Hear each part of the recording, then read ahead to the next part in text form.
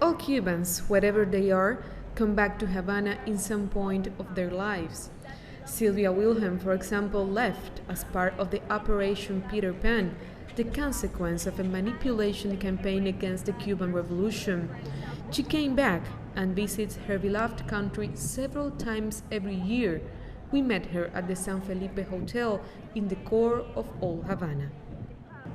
So, Silvia, after being away of your country of origin, which is Cuba, you decided to come back in 1994. Why? Well, as you know, I left in 1961 as an unaccompanied child. And throughout those many, many years afterwards, I had a need to validate my childhood. I needed to go back and make sure that my childhood was the way I remembered it. I needed to go back and touch Cuban soil. I also had this incredible curiosity to find out what had happened in Cuba. I had studied it, I had heard it, living in Miami, of course, but I wanted to see for myself what the reality of Cuba was. And those two were the primary reasons for me to come back. And I am delighted I made that decision. So, Silvia, after so many years and finally you returned, did you get to revalidate your childhood like you dreamed? Yeah, like so many Cubans living abroad that come back to Cuba, we first go to our home where we used to live. We go to our school. In my case, I also went to a club that I used to be a member of because during my childhood, I was a very big swimmer. That was part of my childhood. So I had to go see the swimming pool where I used to be, quotes, a champion Cuban swimmer. So yes, I did the peregrinaje, as we call it in the United States. And it was a very schizophrenic experience because on the one hand, I was so happy. I can't even tell you the happiness that I had to be able to return to Cuba, to be walking on Cuban soil. Like a professor of mine at American University once told me, Cuba returned your soul, and it sure did. My soul was returned when I came back. But on the other hand, I was sad because, first of all, it was in the middle of the special period when Cuba was suffering its worst economic crisis.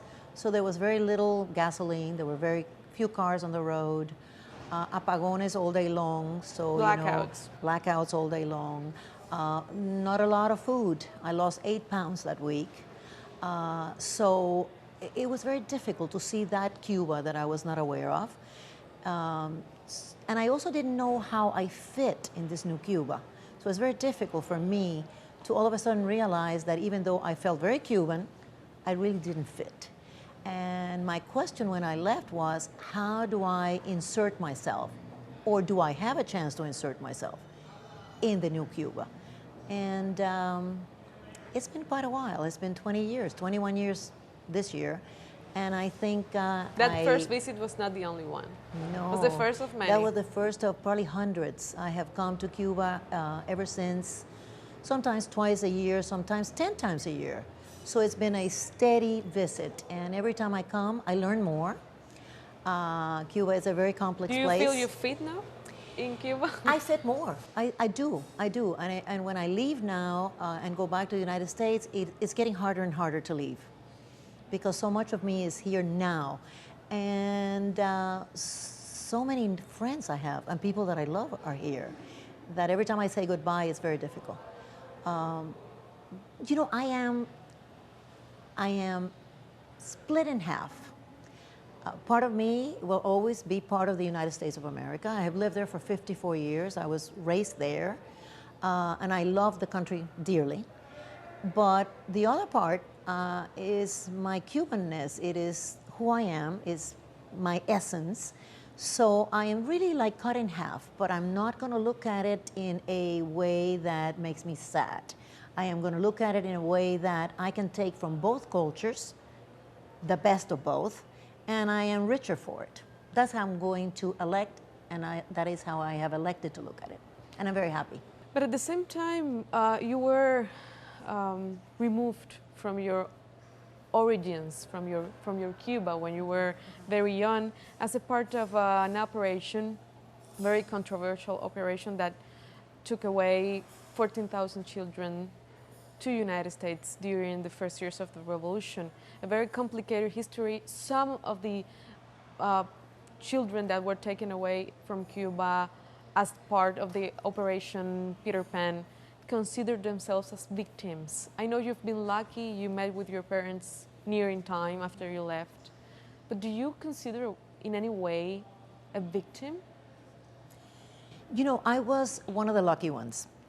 First of all, I was 14 years old. Some children were very young. I had already been raised in Cuba. I had an essence of who I was. I had already lived in the United States 1 year because my family had sent me to boarding school in 1958, so I knew English. This was not a foreign country for me. And my family was reunited with me in Miami in September, so it was only a question of 9 months of separation.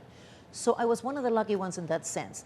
As to the term victim, no, I don't consider myself a victim. I am very sad that the operation took place. I hope it never, ever in the history of Cuba or of any country in the world, children, especially that number of children, get separated from the family, because every time you separate a child from a parent, you run a big risk. And there were very ugly things that happened to many of the kids, and there were good things that happened to many of the kids too.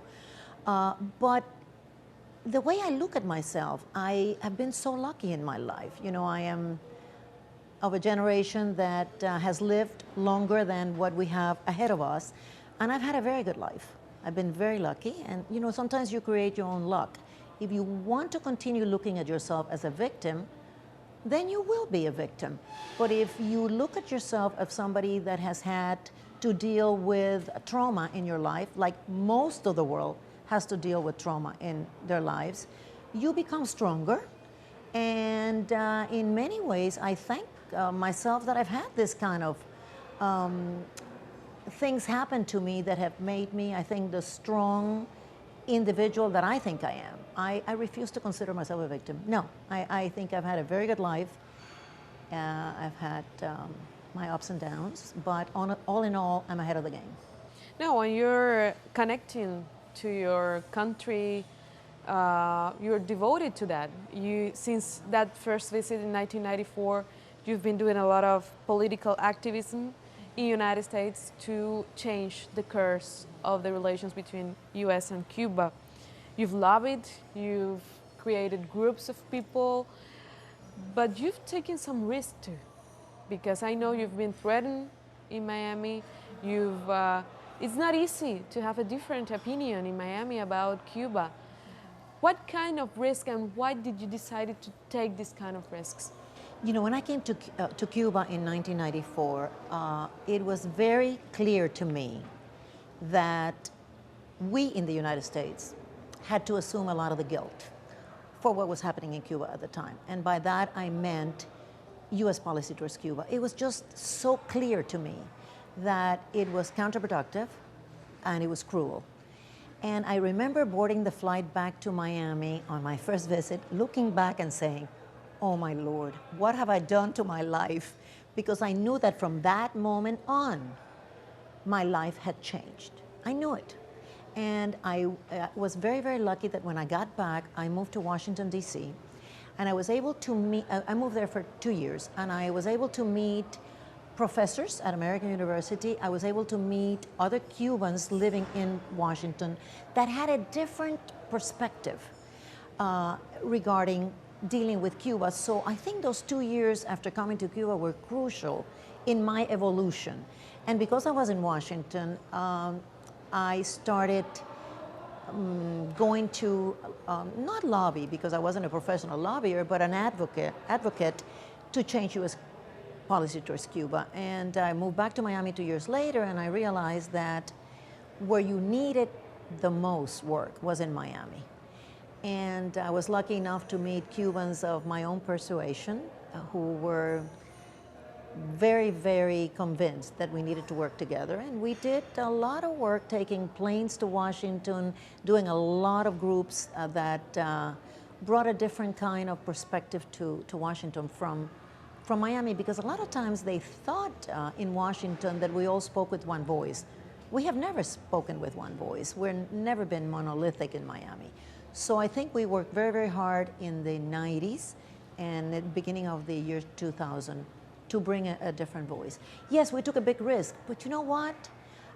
When you are convinced that what you're doing is right, and you have the guts to realize Oh, you do.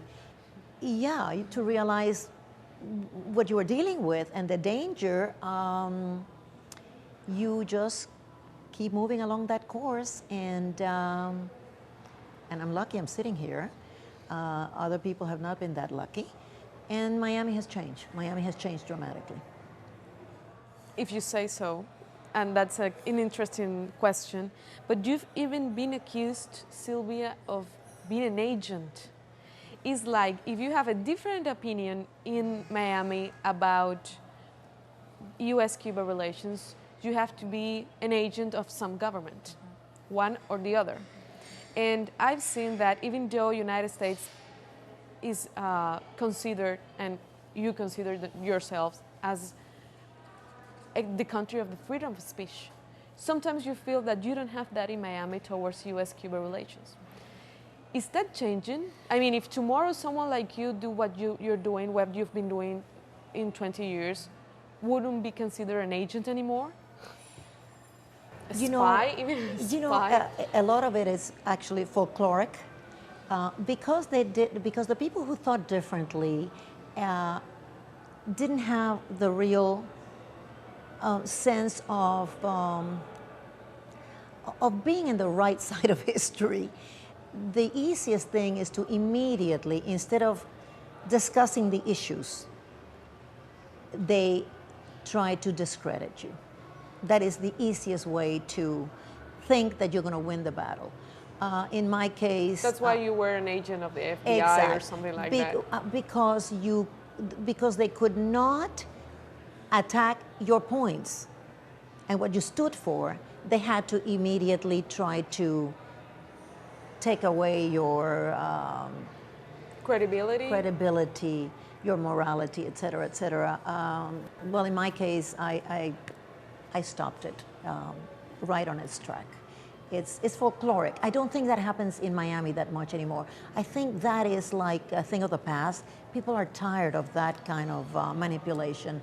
I don't think we're going to see a lot of that anymore. I think that's over. I think that's over. So it's possible to have a different opinion now it is in Miami, much more possible. even though the media does not reflect that. The media in Spanish. The media is still very difficult to deal with because the media is still responding to some economic interests that refuse to change their positions on their talking points, et cetera, et cetera. So some of the media is still like captive to that. Anti-Castro industry, you call it once, I read. Yes. It's like an industry. It is an industry. There is an industry in Miami. Do you think that's changing? That this economic interest could be changing to the other side? Well, I think the industry has a very limited lifespan, especially after the 17th of December. I think they are going to have to really maneuver to see how they are going to go forward because things are changing in U.S.-Cuba policy, and they're going to have to look for another job. That's interesting. Or change the industry.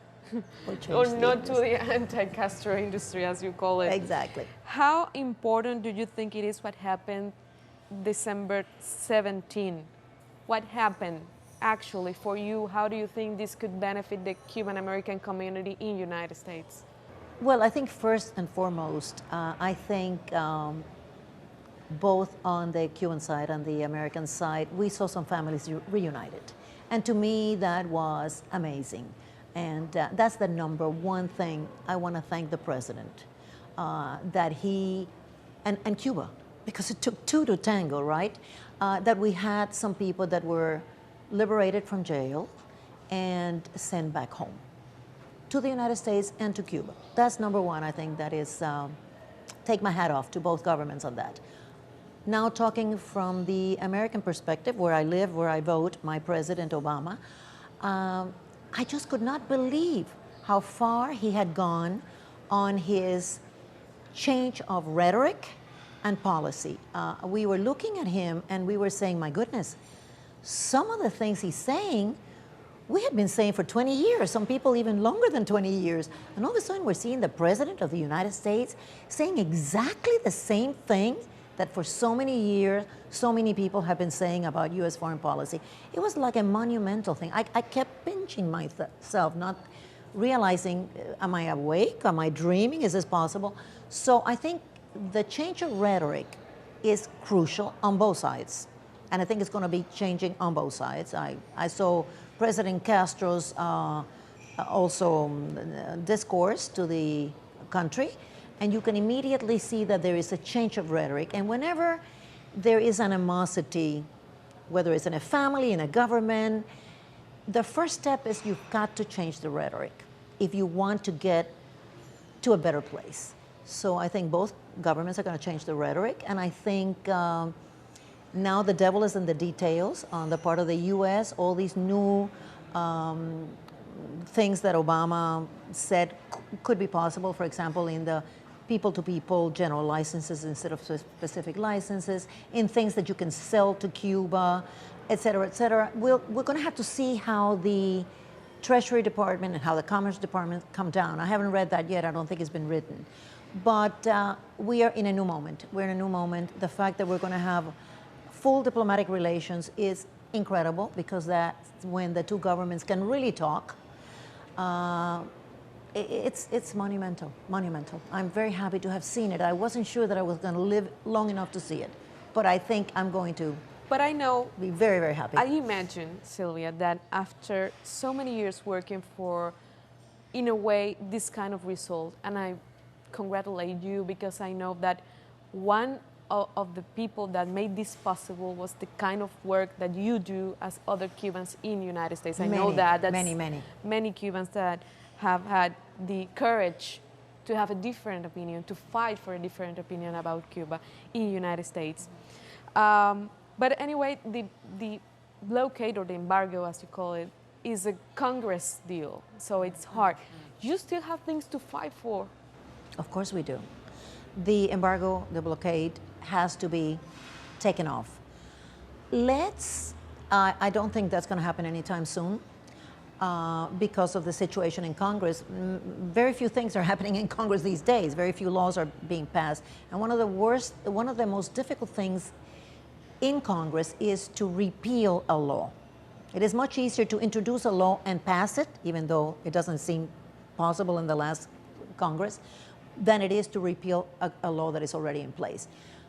But let's give this new moment time. It amazes me when people think that this is a Democratic versus a Republican idea. It isn't. In my years that I worked with congressional leaders, it is completely bipartisan. The Republicans in Congress, the majority of them, as well as the Democrats, have a relationship with Cuba, want to have commerce with Cuba. It's just that there are certain voices in Congress and in the Senate, and most of them Cuban-American, that are trying to oppose this. But let's just give it time and see how the next few months, the next couple of years materializes. Let's see what happens on this side of the Florida Straits. What is Cuba doing to make sure that the relationships get stronger, that there's more possibilities of commerce, et cetera, et cetera. I'm willing to give it time. It will come down. It will come down. You, even though there's a lot of in the political field to fight for, you're doing your own fight, bringing Americans to Cuba. That's your main job. You found a company, Cuba Puentes, and which is called Cuba Bridges, would be in English. And you've been a victim yourself of the blockade because your license was suspended once. I know about it, but you're doing your job regularly now. You bring a lot of Americans here. How's that working? Is it? I don't want to ask you something that you don't want to answer. Is it a profitable business? It is a profitable business, and I don't have any problems with profitability.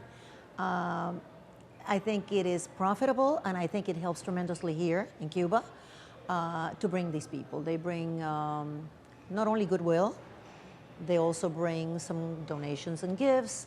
And they also, one of the biggest industries in Cuba right now is the tourism industry.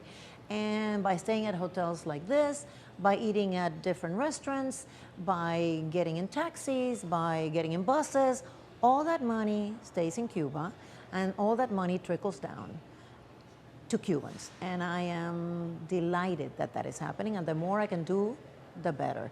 One of the reasons I started this company was because after so many years of going to Congress, asking them to change policy, I realized that there's only so much you can do in that arena, that it was up to the governments at the very high level. Whenever the both of them felt it was the moment to take the step, like it's happening right now.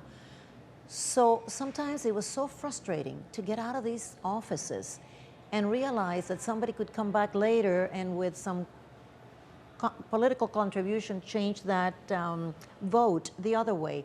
And I told myself, you know what? I want to be more in Cuba because I love being in Cuba. I want to do more things that benefit directly the Cuban people. I had been in the tourism industry for 20 years of my life before coming to Cuba, so I knew the business.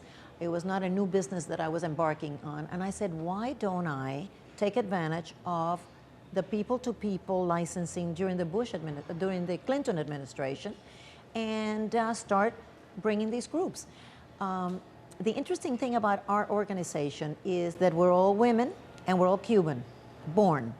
So we are a little different than the majority of the groups that bring groups to Cuba, the organizations that bring groups to Cuba, because we are Cubans. We know the history.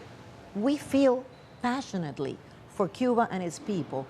So I think we have a lot to contribute in that sense. And we don't even do any marketing. It's all word of mouth.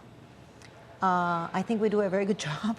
My groups tend to think that we show them a Cuba that we can all be proud of. It's not perfect. No country is perfect. But the Cuba that we show is a Cuba that we show with such passion and such love that all my Americans go back saying, more people need to go to Cuba. This is an incredible country. It's an incredible people. You know your number one asset in this country is the people. The Cuban people are unique.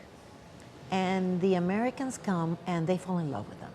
They absolutely fall in love with them. And then there's so many are so well educated, and the people that give conferences to my group are the top of the different disciplines, whether it's economics, whether it's women's issues, whether it's religious issues, whether it's art. I have the top of this country talking to the Americans, so that they go back saying, this has been the trip of my lifetime. I am so glad to be able to contribute to making that happen. And if in the meantime it is profitable, the better. I'm not a victim, remember? I told you I wasn't a victim.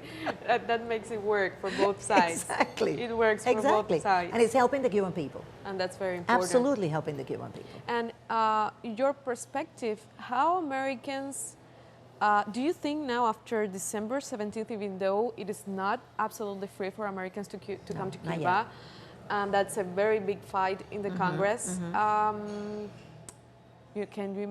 it's always ironic to see that supposedly the most free country in the world, and Americans can come to the closest neighbor they have, besides Mexico. That's very awkward in a way. It has to change, definitely. But how do they feel when they come? How do you think now after December 17th that would change? A lot would come. I think that a lot more Americans are thinking of coming to Cuba. Now there are a lot here in Havana. Oh, it's like all over. My hotel is loaded with Americans. I think this hotel is also loaded with Americans. They're everywhere.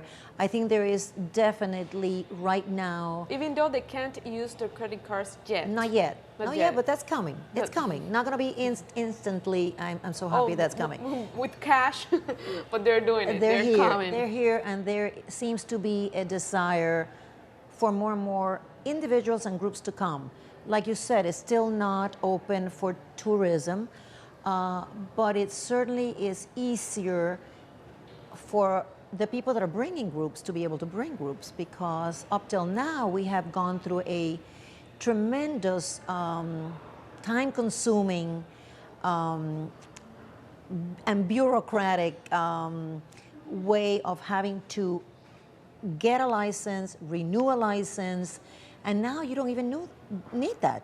As long as you have an organization that can promote, that they can bring you to Cuba for either cultural reasons, academic reasons, professional reasons, religious reasons, and you have an itinerary that fits with the Cuban counterpart, because remember, we still have two are going to do this tango. It's not just because I want to come to Cuba. Cuba has to be able to also receive you. I think there's gonna be more demand. My concern is that even though there will be more demand, Cuba doesn't have the infrastructure yet to accommodate the amount of North Americans that are trying to come. One of the things that North Americans are very, at least the people that come to Cuba, that are people that Cuba's not inexpensive to come to. It's not a deal for Americans in terms of, it's not cheap to come to Cuba. It's costly to come to Cuba. So the Americans that are coming to Cuba are Americans that have certain expectations in terms of food, in terms of hotel, in terms of speakers. So there aren't that many hotels that can accommodate the number of people that are going to want to come. Like, for example, with my groups, I have to make reservations sometimes 6 and 8 months in advance to make sure that I get the places that I know my people want to stay at. And sometimes I can't even get them. And I've been doing this for 18 years. So it's gonna be interesting to see. Some people are just not gonna be able to come because Cuba's not gonna be able to accommodate them.